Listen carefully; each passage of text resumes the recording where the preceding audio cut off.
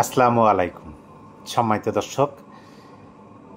এনসিপির মুখ্য সংগঠক উত্তরাঞ্চল সার্জিস আলম একটা বক্তব্য দিচ্ছেন। তার এই বক্তব্যটা ডিবিসি নিউজে ছাপানো হয়েছে। তার বক্তব্যের মাঝে তিনি বলছেন, দলকানা আর মার্কার প্রতি দাসত্ব থেকে ভোট দেওয়ার দিন শেষ। ভালো করে বোঝার চেষ্টা করুন। দলকানা আর মার্কার প্রতি দাসত্ব থেকে ভোট দেওয়ার দিন শেষ।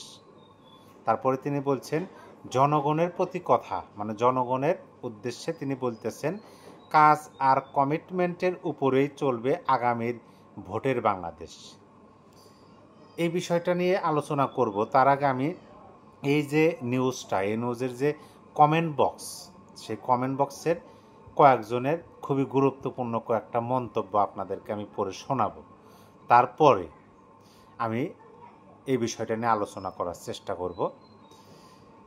জহির ব্যাপারী নামে একজন লিখছেন, মানে এই যে সার্জিস আলম উত্তরাঞ্চলের মুখ্য সংগঠক এনসিপির, তার এই বক্তব্যের ডিবিসি নিউজে ছাপানো হয়েছে।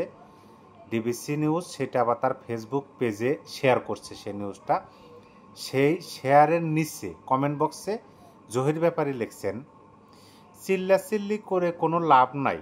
নিরপেক্ষ তত্ত্বাবধায়ক সরকারের অধীনে সুষ্ঠু ভোট হলে আওয়ামী লীগের বিজয় কেউই ঠেকাতে পারবে না। ইনশাল্লাহ এদেশের খেটে খাওয়া সাধারণ জনগণ আওয়ামী লীগের সাথেই আছে। এই কথাটি লিখছেন জহির ব্যাপারী। তারপরে মান্নান খান নামের একজন লিখছেন, তোমরা 24 নিয়ে করেছো গাদ্দারি। মানুষের আবেগকে কাজে লাগিয়ে কোটার নাম করে একটা সাজানো গোছানো দেশকে ধ্বংস করে দিয়েছ। বাংলাদেশের 71কে করেছ অপমান, বঙ্গবন্ধুকে করেছ অপমান। বঙ্গবন্ধু এই পৃথিবীতে বারবার আসে না। তোমরা 71 দেখোনি, যারা দেখছে বঙ্গবন্ধুর নাম শুনলে বাঙালির ধমনীতে রক্ত উঠে যায়। বঙ্গবন্ধু শুধুমাত্র আওয়ামী লীগের কোনো একক সম্পত্তি নয়। তোমাদের মতো কুলাঙ্গাররা বঙ্গবন্ধুকে আওয়ামী লীগের বানিয়েছে। এই কথাটি লিখছেন মান্নান খান। আরও মজার কিছু মন্তব্য আছে, আমি আপনাদেরকে সেগুলো আগে পড়ে শোনাই। তারপরে লিখছেন শরীফুল মুকুল, তিনি লিখছেন, নিজের পরিবারে ভোট পাবে কিনা সন্দেহ আছে।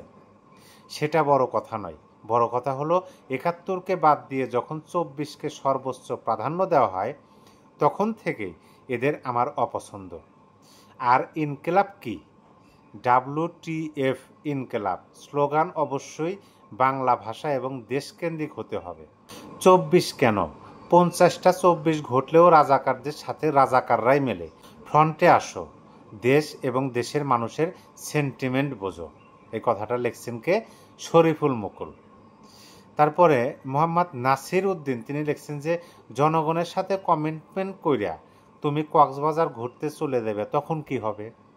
এই নাসির উদ্দিন লিখছে যে তোমরা তো শুধু জনগণের প্রতি কমিটমেন্টই করো, তো এই কমিটমেন্ট কইরা তোমরা যখন কক্সবাজার ঘুরতে যাবে তখন কি হবে? আর একটা কমেন্ট আমি আপনাদেরকে বলি, সেটা হলো যে শামীম চৌধুরী, তিনি লিখছেন, ইতিমধ্যেই অসংখ্য চুল ছিঁড়ে রেকর্ড গড়েছেন আপনারা। সুন্দর একটা কমেন্ট লিখছেন না, যে ইতিমধ্যেই অসংখ্য চুল ছিঁড়ে রেকর্ড গড়েছেন আপনারা। তারপরে MD হারুন নামে একজন লিখছেন, শ্রীলঙ্কার সরকার ছিল চোর, জনগণ ছিল ভালো, তারা ঘুরে দাঁড়াইছে। বাংলাদেশের সরকার ছিল চোর, জনগণ হচ্ছে ডাকাত, এই দেশ ঘুরে দাঁড়ানোর কোনো চান্স আছে ভাই? তিনি প্রশ্ন করছেন এই হারুন খান। যাই হোক, এই মন্তব্যগুলো আপনাদেরকে পড়ে শোনালাম। এই মন্তব্যগুলো কেমন লাগলো আপনারা মন্তব্য করবেন। কিন্তু আমি এই সার্জিস আলমের বক্তব্যে একটু ফিরে আসি। তিনি যে কথাটা বলছেন যে দলকানা আর মার্কার প্রতি দাসত্ব থেকে ভোট দেওয়ার দিন শেষ, মানে কোনো রাজনৈতিক দলকে কেউ মানে নিঃস্বার্থ সমর্থন করতে পারবে না, এই দিন শেষ, এটাই বোঝাইছে। তো দলকানা বলতে কি বোঝায়, আর মার্কার প্রতি দাসত্ব, তাদের কথার তো মানে ভাষাগত ত্রুটি দেওয়া ভরপুর। তারা তো ভাষা মানে প্রয়োগই জানে না, শুধু হুমকি ধামকে, যে গতকালকে বীর মুক্তিযোদ্ধা জনাব ফজলুর রহমানকে কিভাবে অপমান এবং তার নাম ধরে ডাকা, তিনি একজন সিনিয়র সিটিজেন, তারপরে মানে কি সমস্ত ভাষা ব্যবহার করছে, সেইটা দ্বারাই আবারও প্রমাণ করছে সার্জিসটা যে তাদের রাজনৈতিক বক্তব্যের ভাষাগত সমস্যা আছে। যেভাবেই বলুক, শুধু ওই রকম চটাং আর হুঙ্কার দিলে তো আর বক্তব্য হয় না। বক্তব্য হলো যে সর্বস্তরের মানুষের বোধগম্য হতে হবে, কিন্তু এমন বক্তব্য দেন যে বক্তব্য শুনলে পরে অপর পক্ষ বা বিভিন্ন বাংলাদেশের মানুষের মধ্যে তো বিভিন্ন শ্রেণী প্রকারভেদ আছে। এখন বিভিন্ন প্রকারভেদ মানুষের মনের মধ্যে আপনার বক্তব্য শুনে যদি বিভেদ সৃষ্টি হয়, রাগ উৎপাদন হয়, তাহলে তো আপনার নেতা না, রাজনৈতিক। অথচ নিজেদেরকে হেভিওয়েট নেতা হিসেবে দাবি করেন। যাই হোক, তিনি যে কথাটা বলছেন যে দোয়ালকানার মার্কার প্রতি দাসত্ব থেকে ভোট দেওয়ার দিন শেষ, তার মানে কি জনগণ আর নিজের ইচ্ছা মতো ভোট দিতে পারবে না? ধরুন একজন সাধারণ মানুষ, তিনি সারা জীবন নৌকা মার্কায় ভোট দিয়ে আসছেন, অথবা একজন সাধারণ মানুষ, তিনি সারা জীবন ধানের শীর্ষে ভোট দিয়ে আসছেন, এখন তিনি কি তার ভোটটা দিতে পারবেন না? এখানে যে তিনি বললেন যে দেওয়ার দিন শেষ, এটাই হচ্ছে রাজনৈতিক বক্তব্যের ভাষাগত প্রবলেম, সমস্যা।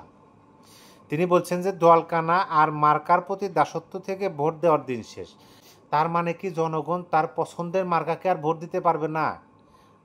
যারা মানে অতীত থেকে এখন পর্যন্ত একটা মার্কা বা দলকে পছন্দ করে আসতেছে, সেটাকে তারা দাসত্ব বলতেছে।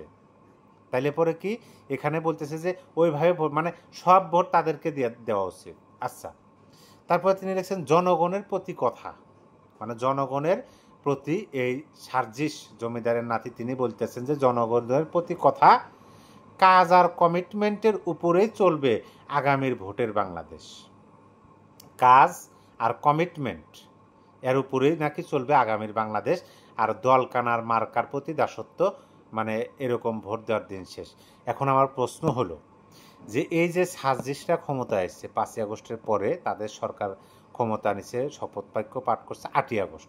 8ই আগস্ট থেকে আজকে 12ই আগস্ট, 1 বছর 3 দিন বয়স এই সার্জিসদের ক্ষমতায় আসার। এরা কি কোনো মানে নির্দিষ্ট কোনো কিছু দেখাইতে পারবো যে এরা ক্ষমতা আসার পরে এমন কি কাজ করছে? তিনি যেখানে বললেন যে কাজ আর কমিটমেন্টের উপরে চলবে আগামীর ভোটের বাংলাদেশ, এরা কি কাজ করছে? একটা কাজের উদাহরণ দিতে পারবে যে জনগণের ভালোর জন্য এই কাজটা করা হয়েছে? এবং কমিটমেন্ট, তারা যে কমিটমেন্ট দেয়, কি কমিটমেন্ট দেয়? তারা ৭২-এর সংবিধান ছড়িয়ে ফেলবে, মুক্তিযুদ্ধ ছড়িয়ে ফেলবে, মুক্তিযোদ্ধাদের অপমান করে, জুতার মালা গলায় দেয়, বঙ্গবন্ধুকে অপমান করে, ধানমন্ডির ৩২ নম্বরে বুলডোজার দিয়ে মাটির সাথে মিশিয়ে দেয়।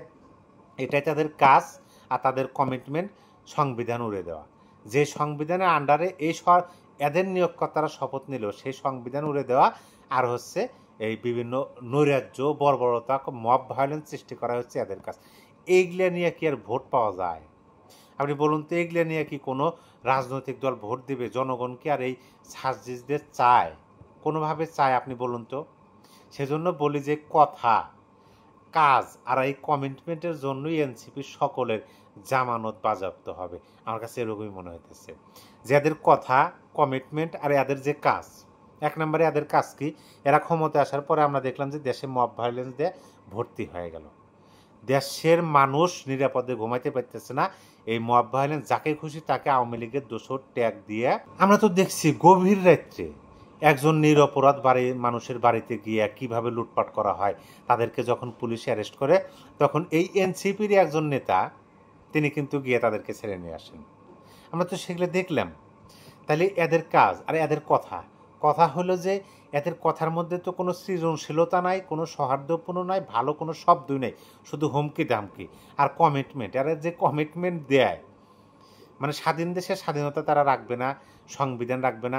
মূলত আওয়ামী লীগকে নাই করার জন্য এরা স্বাধীনতাকে নাই করতে চায়, বঙ্গবন্ধুকে নাই করতে চায়।